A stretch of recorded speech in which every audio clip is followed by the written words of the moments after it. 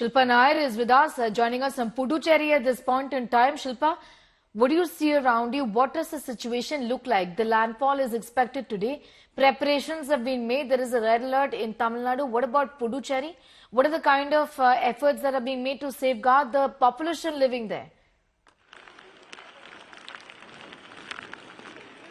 Well, yes, Neha. In fact, as far as the latest update from IMD is concerned, the IMD says cyclone Fengdal will make a landfall in the evening today between Karaikal and Mahabalipuram around Puducherry. So that is the prediction that IMD has made. But very importantly, what IMD has also said in its latest update is the fact that this weather system could slow down as it reaches the coast. And if that happens, then there's a possibility for more rains in Chennai and neighbouring districts and also in Puducherry. As you can see from the visuals, already the weather conditions have taken a turn.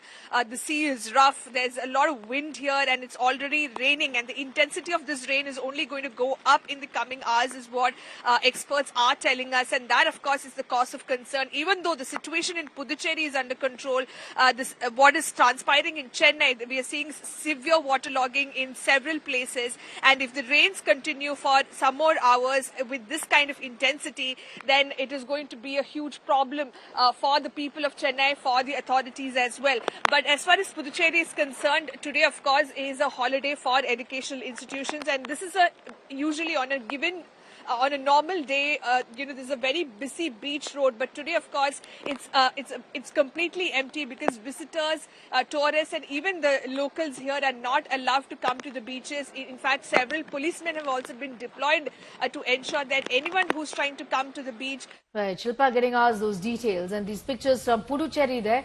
Well, as far as the situation is concerned, it continues to be worrisome, is what our reporters on the ground telling us.